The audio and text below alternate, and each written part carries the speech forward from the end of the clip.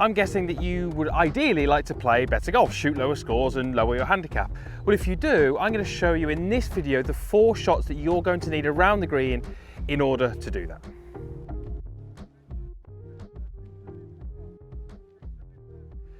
So in order to play great golf, shoot low scores and drop that handicap, there are certain shots and certain skills that we need to have, because during a round of golf, when you're out there for 4.5, 5 hours and you're playing 18 holes, you're going to miss the green and find yourselves in some tricky situations. And in this video, we're going to show you the 4 shots that will enable you to recover from those situations and give yourselves a great chance of getting up and down. Before we do that, I would just want to let you know about my brand new website, which has been launched. There are some details in the description box. I'd love you to head over there and take a look. And I've also created a brand new digital training course to help you add some club head speed with your driver. It is absolutely free. It's 3 videos. There's over 60 minutes of content.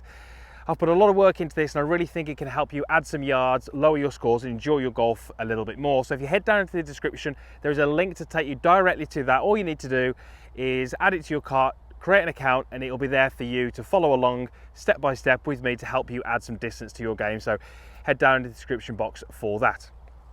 So what are these 4 shots? Well, we're going to head around this green and find some different situations and explain those different shots. We're going to start off with this situation here. As you can see, I'm probably some 30 to 40 yards away from the green. I reckon I've got 50% of it being fairway and then the rest is green. Now I would class this as a pitch shot. Now a pitch shot is a mid-flighted shot that goes relatively high, kind of lands and rolls out, but it generally spends more time in the air than it does on the ground. A really useful shot because you're going to miss the greens, you're going to come up short if you miss hit a shot, you might be over a bunker, whatever it may be, but this is a shot that you're going to need. Now for this type of shot, I generally use something around 56 degrees. It might be 52, it might be 60, but it's going to be around sort of that end of my bag in the kind of highest loft. And we're going to run through the setup and the basic swing motion. I really want to try and have the golf ball pretty much directly under the buttons on my shirt, so that's kind of here, and you can see that there. Once I've done that, I want to have a relatively narrow stance, and I'm certainly going to probably favour my lead leg with a weight, but not a huge amount, so maybe 60%.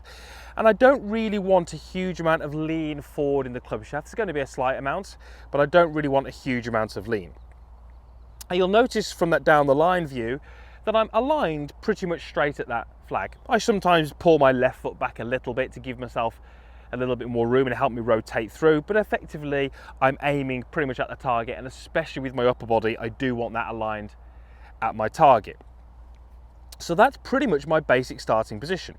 Now in terms of the motion, even though this shot might only be 30 to 40 yards, I still want to feel as if I'm really engaging my body and I'm rotating my body back and through. If I took the golf club away, even for a shot of this distance, I would still be wanting to feel that there's a rotation back and a rotation through. And you'll notice that when I go through the shot, my trail heel begins to lift. I start to lose some of my angles and I start to get a little bit taller as I go through. The temptation on these shots, because they're so short, is to do all of the work with the hands and the arms. And I could probably achieve that distance with just my hands and my arms, but it's not going to be as consistent. So we need to get that body moving. The key point here, and this would be to hit that nice mid-flighted shot, not excessively low, not excessively high, is we want to take out much of the wrist action. So I really want to try and feel that this is a rotation back and a rotation through. Now the chances are there will be a little bit of wrist set going back and therefore a little bit of release on the way through. The key point I'm trying to make here is we don't want to get excessively overactive with the wrists, because that's going to give us height. It's going to make it more difficult to control distance, direction, and be consistent. So what I'd love you to try and do is have the sensation that your hands and the club are relatively wide going back and then wide on the way through with that body rotation. And you'll notice that I am making contact with the ground, and that's such an important part of these shots. We do have to have the golf club contacting the ground if we hit these shots correctly. We can't just pick that ball off the top without hitting the ground. So my practice swings are exactly that: rotation, width, and then trying to get the golf club to collide with the ground. Because of the way we set ourselves up, there won't be a divot because we're using the sole of the club, the bounce of the club. We should get a nice interaction with the ground, no divot, but we should get that nice mid-flighted pitch shot. So let's go ahead and hit one.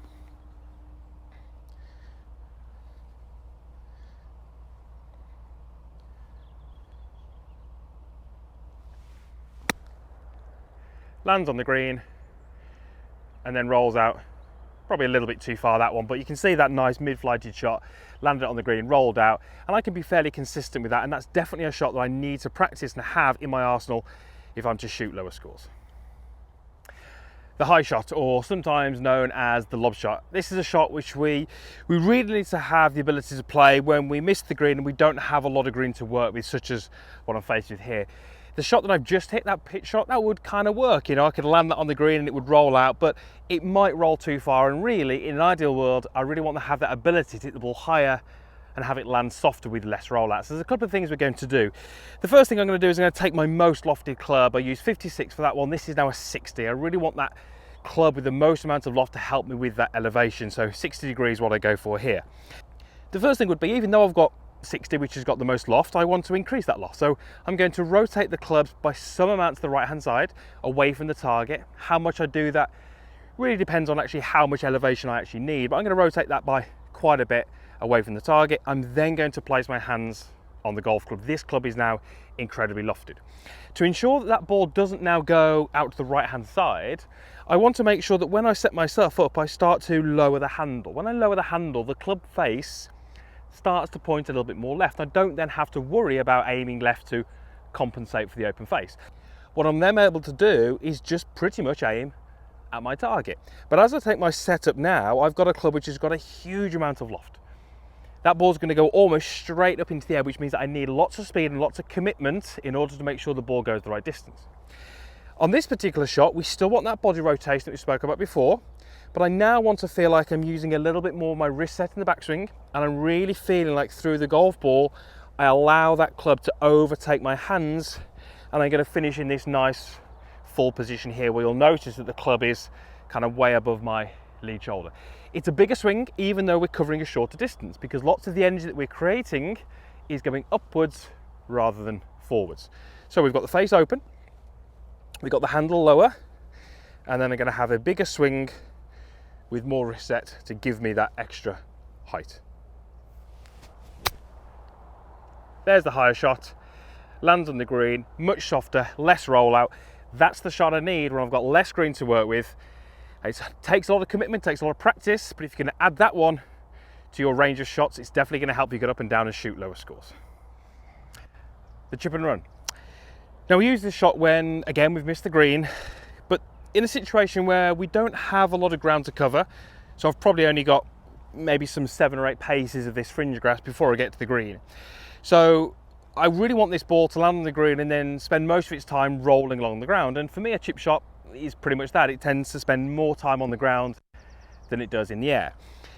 But due to the fact that I want that ball on the ground and rolling, I'm now going to use something with far less loft. I've got a 7-9 here. It doesn't mean it's always a 7-9. It could be an 8, it could be a 9. But I want something with less loft to get that ball on the ground and rolling. If we think about what this ball is going to do, it's going to be quite simple. It's going to stay very low to the ground.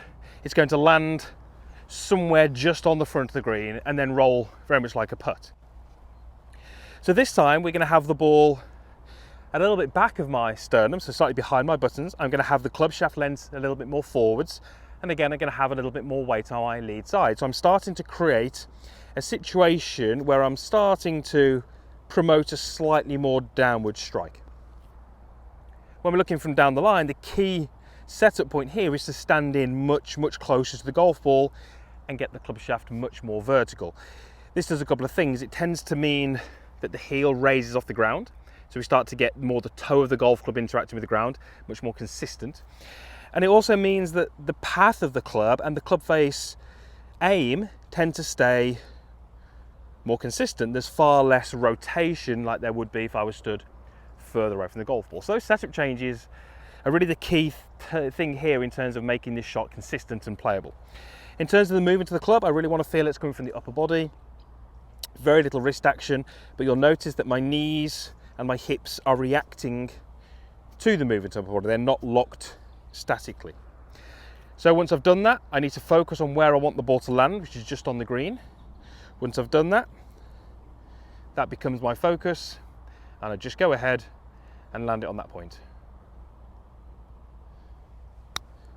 Just on the front of the green, and then it rolls out like a putt. And again, it's a really useful shot to have That's certainly going to be one that you use a lot on the golf course when you're just off the green. Master that one and you'll get up and down far more and keep that scorecard going. So this is a shot from a pretty thick lie, and this will depend a little bit on the course that you play, but there's a very good chance that at some point during your year or during your golf you're going to need to deal with this situation. Now, when the lie is thick, there are a few things that we have to do in terms of our technique and our setup, and also a few concepts we need to understand to help us deal with this situation a little bit better. The worry from here is that we don't appreciate what's going to happen, and the shot that I see all too often is one like this, where it's short and it's left. It's short because the grass really grabbed my club head and slowed it down, and it's left because the grass snagged around the hosel of the golf club and made the toe overtake. So we need to guard against that, and we need to do a few things that are going to help us be successful from this situation. So the key thing here would be that this grass is thick. Therefore, for my club to get through the grass consistently, it needs to have speed. But I don't want it to have too much distance on the shot. So very similar to what we said from, let's knock that down a bit, from the lob shot, we're going to give this club a little bit more loft. What that means is I can be a little bit more aggressive, add a little bit more speed, but the ball's not going to go too far because I'm sending it a little bit more upwards. The next thing I'm going to do is I'm going to ensure that when I take my setup, the last 3 fingers on my lead hand, I'm going to apply a little bit more grip pressure. So what I've done by taking those 2 measures is I've encouraged myself to have more speed, which means that I'm going to get through the grass more consistently, the club's not going to decelerate. And by applying a little bit more grip pressure through those fingers, I'm going to stop the club turning over. So we really eliminate that shot there that we've just hit. The final thing here will be to appreciate that there's going to be some grass between the club and the ball. There's nothing we can do to avoid that. There will be grass between the club and the ball. That slows the ball down when it comes off the face. You're going to have to add a little bit more speed in order to counteract that. How much speed you add?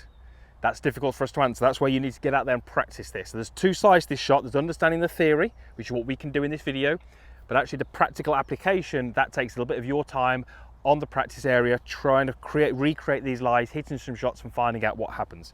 So club face is a little bit more open, a little bit more grip pressure with my last 3 fingers on my lead hand, and then I want to be nice and committed and have that club with enough speed that it goes through the grass.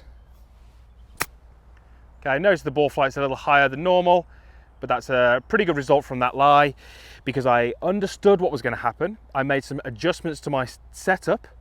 I understood the concept, I executed it, and for me, that lie being pretty thick shouldn't really stop me getting up and down, but for many of you, it can really cause you to hit those poor shots. Then you've got another chance to get up and down, and you can rack up a bogey or a double bogey.